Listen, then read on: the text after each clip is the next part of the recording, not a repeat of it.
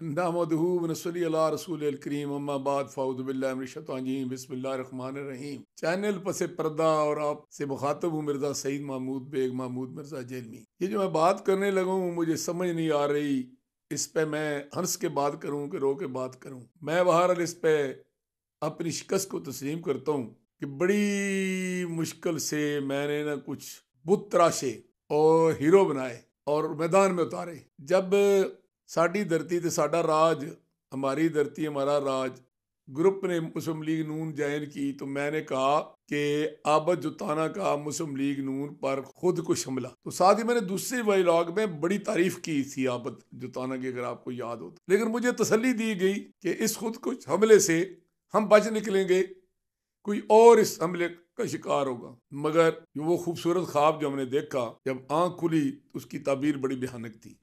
ना खुदा ही मिला ना विसाले सनम। और आज हम इतने दुखी हैं कि क्या बयान करें। वो क्या कहते हैं, जिदा दिल टूट जाए, जिदी गल मुक जाए, जिदा यार बिछड़ जाए, जिन्हों चोट लगे हो जाने। पिछले दिनों एक ट्रेंड चला था, वो गलती से या इरादतन राजा उमर शाह जमान चेयरमैन यूनिकोस और नक्का खुर्द जो हमारे भतीजे हैं, अजीज हैं, उनमें मुंह से ये बात निकल गई कि ना हम टिकट लेते हैं तो ना ही मतलब है जनाब आबद जुताना साहब ये धरती वाले टिकट लें और आए हम आज़ाद मुकाबला कर लेते हैं। तो मैंने कहा ये बात तो ख़त्म हो गई और उस चैलेंज को कबूल किया था इफ्तिखार शहजाद ने हमारे इस ग्रुप के बिहाफ पर, और हमारा ये ग्रुप तैयार भी था। और एक वक्त था कि इस ग्रुप को इतनी जान पड़ गई थी कि अगर ज़िमनी इलेक्शन हो जाते तो ये फवाद चौधरी भी हार जाता, मतलू मैदी भी हार जाता और आबद जुताना जीत जाता। लेकिन फिर इसको किसी की नज़र लग गई। तो असल में पता क्या होता है, हमें मार पड़ती है दो वजह से, या हमारी नीयतों में फतूर है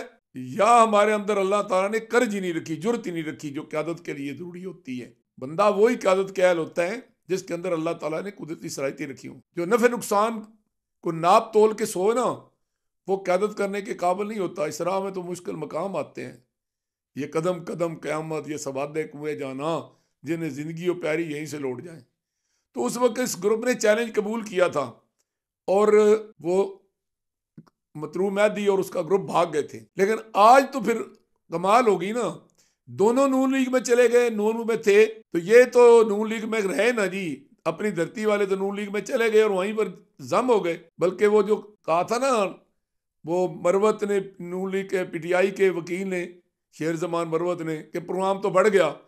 तो मैं तो बड़े मतलब दुख से कहता हूँ कि हमारी तो अपनी धरती अपना राज बढ़ गया, वो तो वहां जम हो गए। अब वो ऊपर वाला वोट तो जहर है पीडीएफ नून लीग के कैंडिडेट चौधरी फरक अल्ताफ को दे रहे हैं, नीचे अब समझ नहीं आती वो क्या करें। एक तरफ इफ्तिखार शहजाद उम्मीदवार बना हुआ है, दूसरी तरफ जनाब जो है शराजी साहब, वो कहते हैं जी कि हमने जनाब वोट देने हैं इसको तैमूर नवाज जट को, और हमारा कजन जो है राजा कासिम अली खान साबिक चेयरमैन जिला कौंसिल जेलम, उन्होंने तो अभी हमारे साथ मशवरा करने आना है कि करना क्या है। तो आज मौका था कि जब तालब मैदी को उतारा था उन्होंने राजगान दारापुर ने मैदान में आज़ाद, तो अपनी धरती वाले जो है ना वो आज़ाद इलेक्शन लड़ते और पता चलता, आटे दाल का भाव मालूम हो जाता कि कौन कितने पानी में है। लेकिन वो है ना, कज भी मणका लाल भी मणका रंग दूआं दा एक, जदों ये चढ़न सराफ आगे पै जाती है 100 कोहां दी वित।